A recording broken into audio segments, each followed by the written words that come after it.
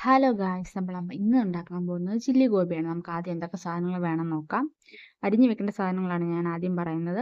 നമ്മളൊരു വലിയ ക്യാപ്സിക്കത്തിൻ്റെ പകുതി എടുത്തിട്ടുണ്ട്, സവാള 1.5 എടുത്തിട്ടുണ്ട്, ഒരു 3 പച്ചമുളക്, ഒരു ചെറിയ കഷ്ണം ഇഞ്ചി, ഒരു 6-7 വെളുത്തുള്ളി. ഇതെല്ലാം നമ്മൾ അരിഞ്ഞ് മാറ്റി വെക്കണം. പിന്നെ ഒരു കോളിഫ്ലവർ നമ്മൾ എടുത്തിട്ടുണ്ട്, അത്യാവശ്യം വലുപ്പമുള്ള കോളിഫ്ലവർ.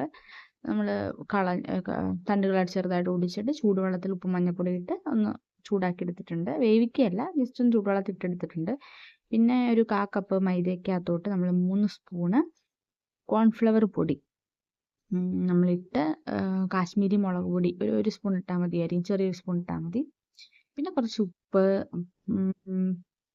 ഇത്തിരി സോയാ സോസും കൂടെ ഒഴിച്ച് ഒരു സ്പൂൺ മതി.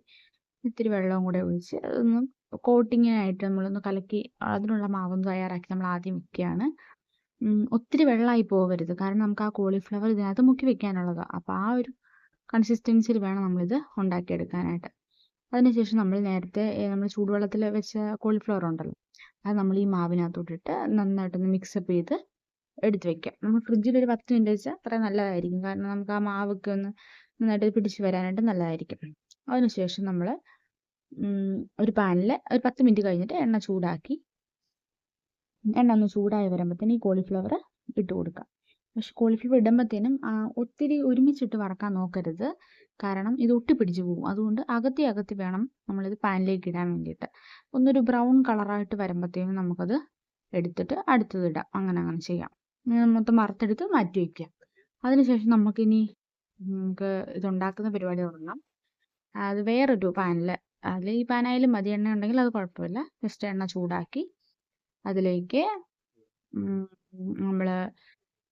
നമ്മുടെ അരിഞ്ഞ് വെച്ച ഇഞ്ചി, വെളുത്തുള്ളി അത് രണ്ടും ഇട്ട് ഒന്ന് ചൂടാക്കി എടുക്കണം. വെന്ത് പോവരുത്. നമ്മൾ ഈ ചില്ലി ഗോബി എന്ന് പറയുന്ന ഒരു ചൈനീസ് ഡിഷാണ്, അപ്പോൾ അത് വെന്ത് പോകാൻ പാടില്ല. അപ്പം ഇഞ്ചി വെളുത്തുള്ളി ഇട്ടൊന്ന് ചൂടായി വരുമ്പോഴത്തേക്കും നമ്മൾ ഇത്തിരി ചില്ലി ഫ്ലേക്സ് അതിൽ കൊടുക്കുക. നമുക്കൊന്ന് ഇത്തിരി എരിവിനും അത് കാണാനൊക്കെ ഒരു ഭംഗിക്ക് വേണ്ടിയിട്ട്.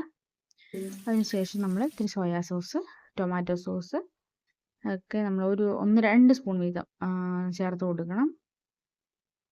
പിന്നെ നമ്മൾ അരിഞ്ഞു വെച്ചിരുന്ന ക്യാപ്സിക്കം, സവാള എല്ലാം ചേർത്ത് കൊടുക്കണം കേട്ടോ.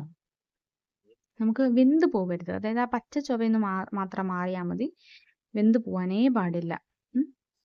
ചെറുതായിട്ടൊന്ന് വഴന്ന് വരുമ്പോഴത്തേനും നമ്മുടെ കോൺഫ്ലവർ നമ്മൾ ഒരു 2 സ്പൂണ് ഒരു കപ്പ് വെള്ളത്തിൽ നമുക്ക് കലക്കി മാറ്റി വെച്ചിരിക്കുന്നത്